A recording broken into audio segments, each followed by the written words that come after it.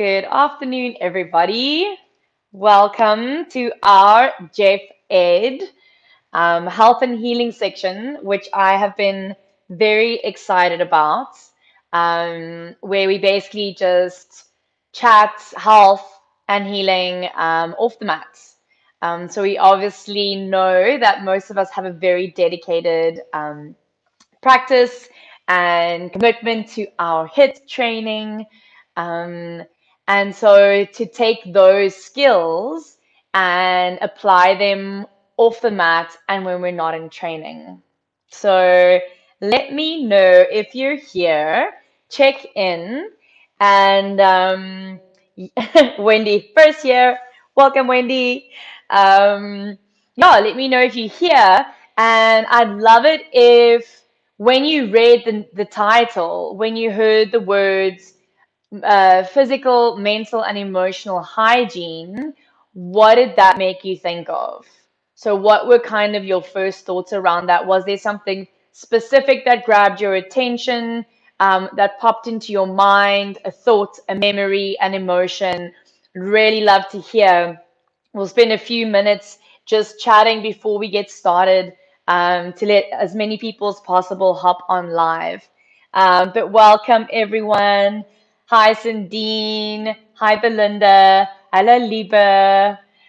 Roz, Michael, Catherine, Nikki. Welcome, everyone. Nikki, looking forward to hearing you speak. I hope what I say makes sense. But let's give it a few more minutes. Like I said, just to try and give as many people a moment to jump on live for this. Hi, Pedro. So, yeah, like I was saying just now, when you heard the words or when you hear the words physical, mental, and emotional hygiene, is there something specific that kind of pops up for you? Is there an emotion, a memory, a thought process? Is there anything that kind of comes to mind when you read those words or when you heard those words? I'd love to know. Hi, Daniela, Karen, Kaylee, welcome everyone. Uh, so yeah, this is a kind of quite a big part of my life, on all those levels. So I'm quite excited to speak about it. I feel like it's like a never-ending story of learning and unlearning. Just the way that we go through day-to-day things. So yeah, welcome everybody. Joy, my first time. Welcome, Joy. I hope you all have a cup of coffee or a cup of tea for the chat. We're going to be about 30 minutes and just have a bit of a discussion. I'll do quite a bit of talking, but if you've got questions and things, drop them in, and I'll see if I can kind of get back to a few of you before going off. Hi, Diona. Hi, Teagle. Kaylee, mental hygiene.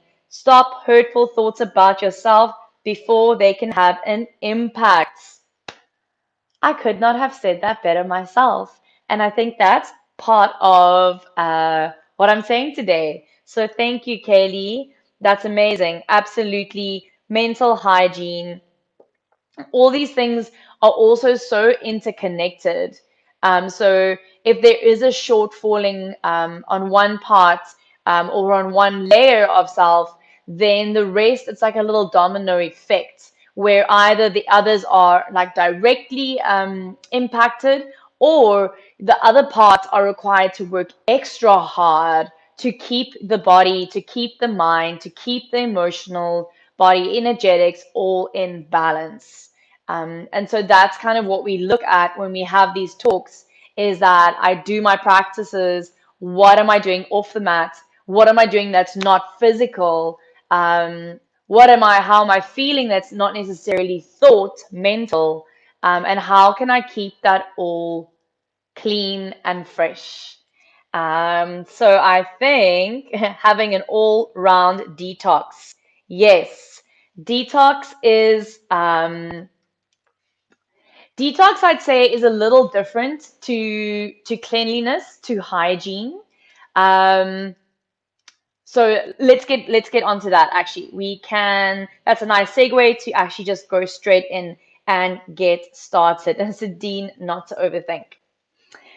So this particular topic was inspired by one of my learnings in my yoga training.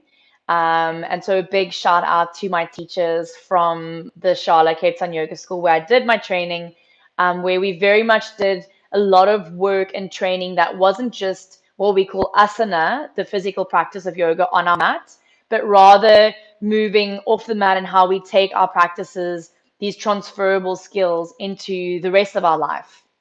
And so this talk was inspired by one of the practices, which is Saucha, which pretty much translates into purity, but not purity in the sense of holiness, but more purity in the sense of uh, what is good for you.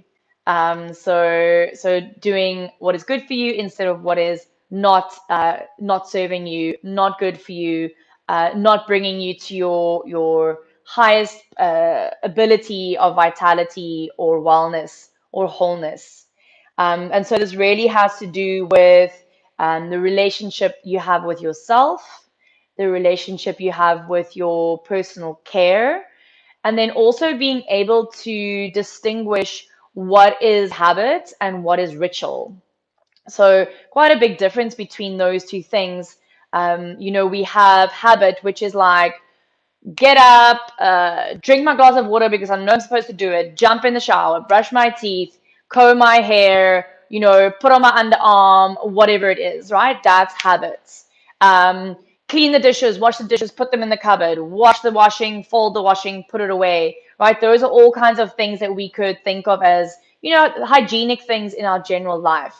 But those are habits. And what I'm looking to speak more of now, a little more, is ritual on those different layers. So one of the first things I wanted to share was one of my favorite cleansing practices, or one of my favorite hygiene practices or rituals on a physical level, and that is tongue scraping. So I don't know if you can see too well from far away, but this is my tongue scraper. I actually have two of them. The one I keep at home, and the one actually travels with me. And so our tongue is often referred to as the magic mirror, right? So you get people who do tongue readings and all kinds of things, but on a very basic kind of physiological level, our tongue is an indicator of what is going on in our digestive organs. So there's a process by which the body kind of translates if there is toxicity in the digestive system, that you'll actually start to collect quite a lot of mucus on your tongue. So it's like that thick, almost white film that you maybe experience on your tongue in the mornings. And then, of course, bad breath, right? So I've said this before in our classes. Bad smelling underarms, part of our lymphatic system. That's where a lot of lymph nodes sit, and that bad smell is not bad. Remember we spoke about this last week about using the words bad and good. Let's say a not so pleasant smell is just your body communicating with you. So having a tongue scraper, great way. It's one of the first things I do in the morning. And since I started doing this, it's you can't undo that practice, because when you wake up first thing in the morning, the first thing I'll do is, before I kind of move my mouth around and I swallow anything that's in my mouth, our tongues also detox. So then I wake up and I'll kind of spit out that first bit of whatever's left in my mouth from the night before, and then I'll cleanse my tongue. And then I'll go into the brushing my teeth and so on, right? And so you can take all of these practices so much deeper. So on a physical level, I clean my tongue, I clean my teeth, and this is really specifically work that I have learned from my main teacher, Tamsin Sheehy, who really introduced me to the concept of, when I'm cleaning my mouth, when I'm cleaning in and around my tongue, your throat, all of that, this whole area is where you speak from, right? It's how you eat, the nutrients, everything that's coming into your body, but also what's coming out. So your words, your voice, your opinion, your truth, all of that. And so there's almost like a beauty of waking up first thing in the morning or when you go before you go to bed and really cleaning up this area in a more ritualistic way. And so really being mindful about that. Um, where does one find a tongue scraper? I knew that someone was going to ask that. I will leave a comment in the comments, but there are a few places that you can actually get them. Um, and so moving on from that, it's obvious that we need a shower, we need a bath, the physical cleanliness, super important. But really, how I like to think of that is that, this is our vessel that we travel in, and it's our practice takes place in your body, right? And so when you are clean and when you're mindful of your physical body, your physical wellness, it's an indication of your respect towards yourself and your respect towards your practice. So if we move on a little bit from the washing of the body, right? So we kind of spoke about. I mean, there's so much I can talk about with this, guys. I've like so many notes, and I was like, Kathleen, stick to your notes, don't get sidetracked. Um, if we take, so we kind of had that talk about the tongue, about the actual washing. Another great ritual is dry brushing, so brushing the skin. I'm sure a lot of you know we lose a lot of skin cells during the day, or old skin cells. So doing some dry brushing before you hop in the shower.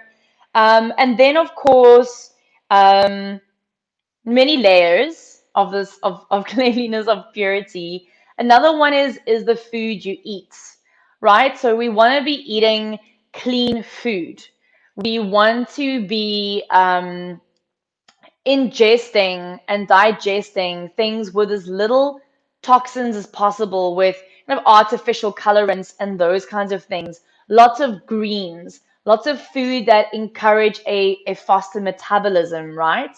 Um, and then, of course, looking at the quality of your water, the cleanliness of the water that you're drinking. I mean, I remember growing up, and tap water used to taste very different to what it tastes like now. And I know when we had the drought in South Africa, it was like, don't even touch your tap water. It was like, go get fresh spring water. Obviously, bottled water is not the greatest thing to like buy like a million plastic bottles of water, but there are places you can refill. Or there's charcoal filters, there's filters you can put into your taps. There's a million things you can do. But you can just start to look around your daily things in your home and what is serving you, what is serving you to your highest good, to help you to be as vital as you can be. Because if we're eating, for instance, apples are one of the fruit with the most pesticides on them. So if we're eating, like, say, and not, this is unjudgmental. I mean, I have store-bought apples in my kitchen. But if you're eating fruit, for instance, that have a lot of pesticides on, our body first has to kind of detox and digest, or detoxify rather, all of those impurities before it can really get the goodness. And so that really translates to ourselves on another level, our emotional and our mental level. If we're holding and carrying a lot of impurity, like toxic emotions, toxic thoughts, negative thoughts, we first have to work through that when we get on our mat, when we start our practice. Um, so I'm sure a lot of you have heard this little saying that says, where attention goes, energy flows, right? So negativity breeds negativity. And the more you get into that spiral, the more work you're giving yourself to clear out, right? So obviously we don't want to be naive. Obviously we can't just shut off from, the raw reality that is around us, that's potentially in our own lives, etc., etc. But as much as possible, we need to be filling ourselves with positivity, with good energy, so that when we do have the toxicity, we're able to process it a little easier. And so when we're looking at what pollutes in our lives, when we look at, for instance, our social hygiene, right? So you can use, I like using the word hygiene with anything. What's my social hygiene like? What's the company I keep? You can really go as deep as you want to with this. Um, and so if I look at cleanliness and I want to know what's, you know, cleanliness, purity, uh, not streamlined, but quite focused and clear, clarity. Where is my mental clarity at? One of my indications is my physical space. So my home, shame, my partner Neil, our bedroom, my handbag, my car, my drawers. Um, my sister's actually on this talk, and she knows exactly what I'm talking about.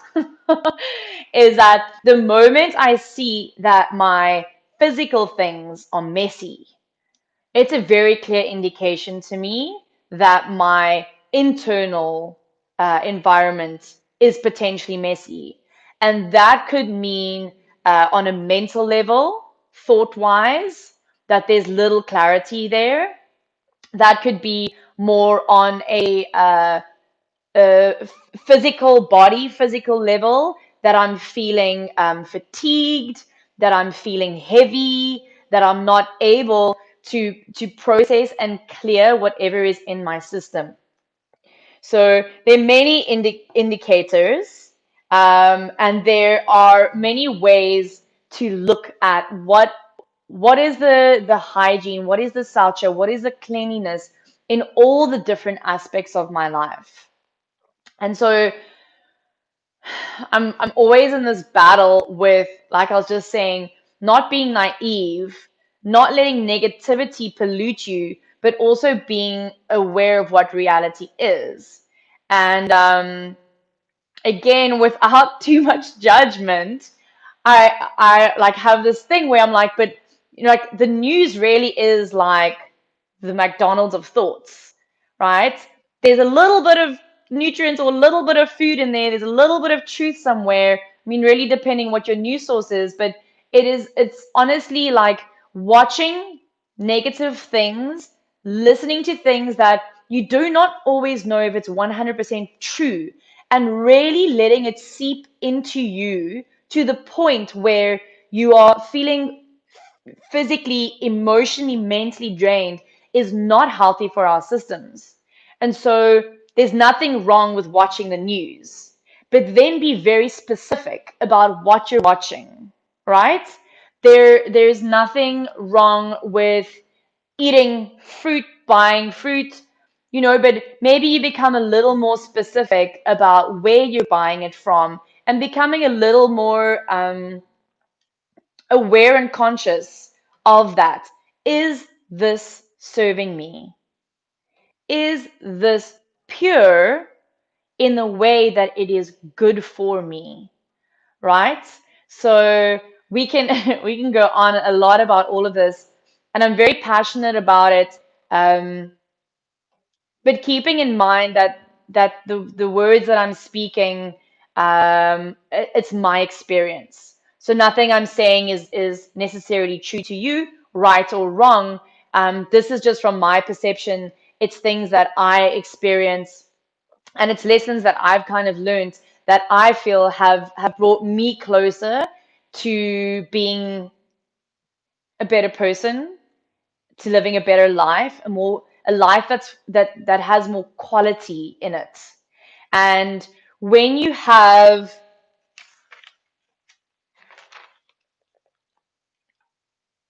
quality pure thoughts, right? That leads into quality pure actions. And your actions have such a big influence on creating the environment that we're in. We're obviously not in control of everything all the time, but there are definitely parts of our lives that we can have control slash influence over.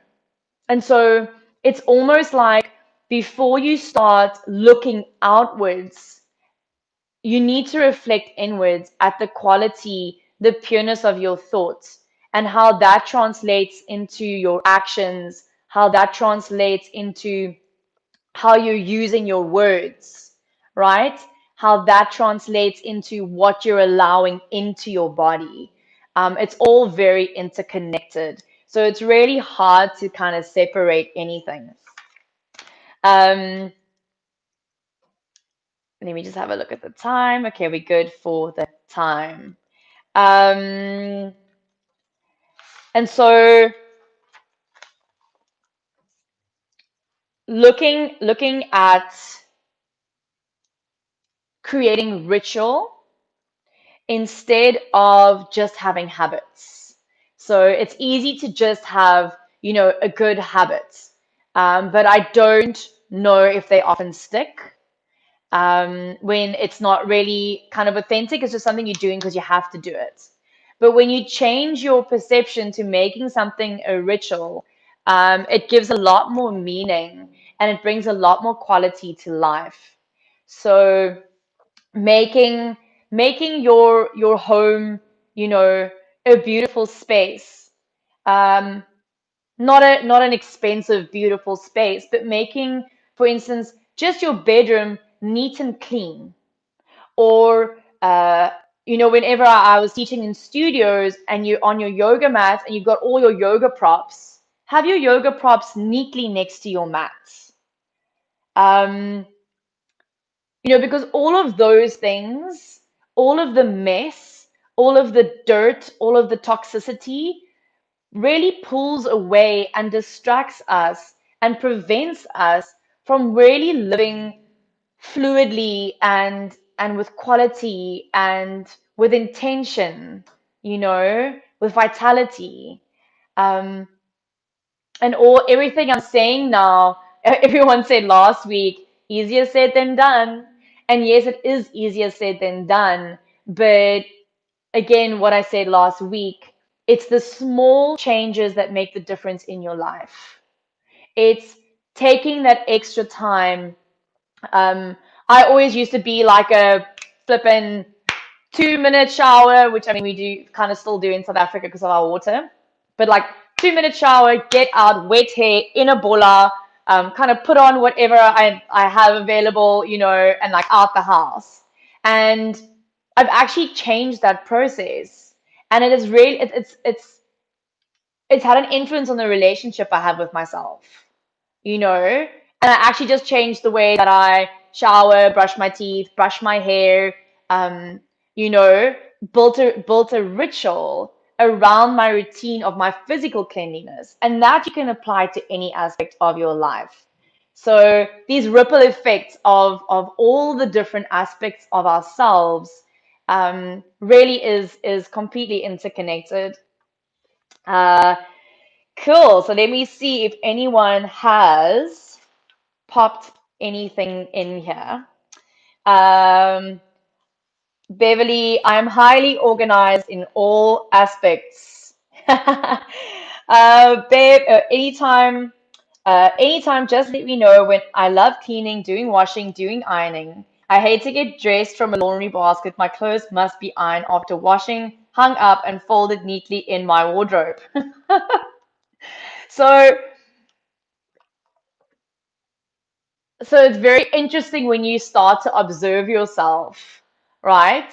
Um, because there's beauty in doing all of these things, but then it's also good to question, is it coming from a place of perfection? Is it coming from a place of attachment? Or is it just out of this really serves me in a way that if I had to put on a shirt that wasn't ironed, yet but as clean, could I still walk through my day feeling okay, feeling connected? Because in the end, it's not the actual ironed shirt that gives you that feeling of um, of purity, it was the action of creating that for yourself that does, if that makes sense. Um, the intention has to be set and small incremental changes. Absolutely, Michael, 100% agree.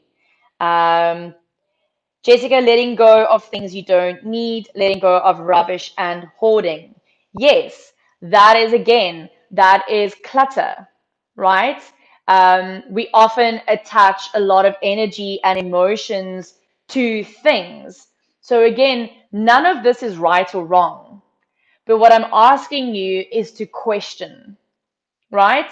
This ties into last week's session of mindfulness. Question, question everything. Question everything. That's my advice. Um, no, but really, it's small little changes.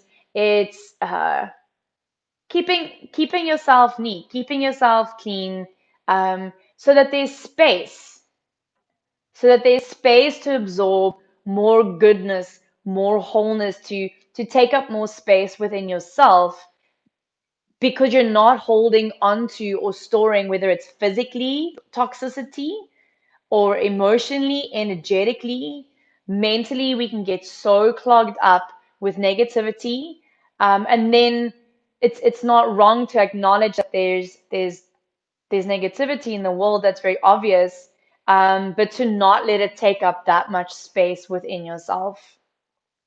Um, let's see. I think with COVID crisis, we've all been given more space to clean out our lives, our homes, and reset our priorities. Thanks, Lynn. Thank you so much. 100%. I know personally that's been a thing for me. I actually moved out to Hermanus, as most of you know. And so one of my favorite things about moving is you get to do a big clean out. So I don't know if any of you know of Marie Kondo. So there's like a show on Netflix, and she's written a book. And she's all about, when you look at your physical items, you kind of ask yourself, does this really bring me joy? And kind of, if it doesn't, then it doesn't serve you in your life. Um, so yeah, I mean, you can start with taking your handbag or going to your car or going to your top drawer.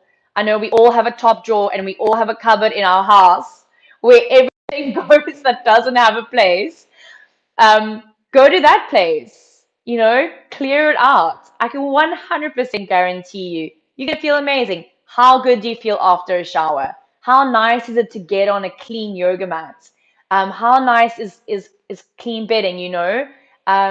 How good is it to watch something, right? To take in information that feeds your soul, that is positive, that is influencing you with positive vibration. Again, I'm not trying to say be naive. It's not, life is not live, laugh, love, right? The biggest lessons in life is in the dirt, is in the darkness, is in the sadness, is in you know, the the biggest, for me, especially, like, the biggest lessons in life have been there, right? But ultimately, we don't want to live a life completely filled with pain. We want to have some joy, we want to have some happiness, and we want to have that vitality. And that can't happen if we're toxic. um, Let me look at my time. Oh, almost time to go, guys. It's like these 30 minutes go by very quickly. um, my sister says I've inspired her to sort out her room today. Yay, go Jess. 100% self-love, absolutely, Belinda. Readjust and focus, be present, Natalia, absolutely. And I think one of the other important things to note is that, and I've said this many times before, we don't want to be perfect. We're not looking for perfection. We're looking for wholeness. I don't want my space to look perfect. I want my space to feel whole. I don't want to have to eat the perfect meal. but I want wholesome food in there. I want food that has been grown in the land and, potentially picked by a dude I know and packaged with care and love and, whatever it is. And it's not going to be like that across all boards in our life. I'm almost certain that in the life we live right now, it's almost impossible. I always say, like, if you want to be a purist, you're going to have to go live in the mountains somewhere because it can't really happen in the city, or, even in the suburbs or whatever, but we can make efforts to enrich our lives and to make our lives better, not only for ourselves, but for our closest, for our kids, our families, our friends, our students, our teachers, whoever it is, colleagues. Um, so yeah, I'm gonna have to jump off, but thank you for joining. Please leave comments. I saw there were a lot. I haven't gone through a lot of them. I will though leave any other comments if you have any questions around any of that. Um, I'll let you know about the tongue scrapers. If you got more interest in Sacha, give that a little bit of a search, find out a little more about it. And yeah, I hope you all have a beautiful day. Look at one aspect of your life today. Um, you know, have a look at what are habits, what can become a ritual, what can enrich your life. And I will see you guys tomorrow morning at 7 a.m. Ciao.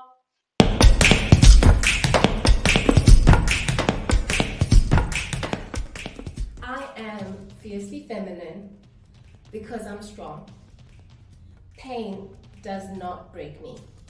Not period pains, not labor pains, not heartache, not divorce, not even death. I go to war, and my armor is compassion, kindness, humility, patience, gentleness, and forgiveness.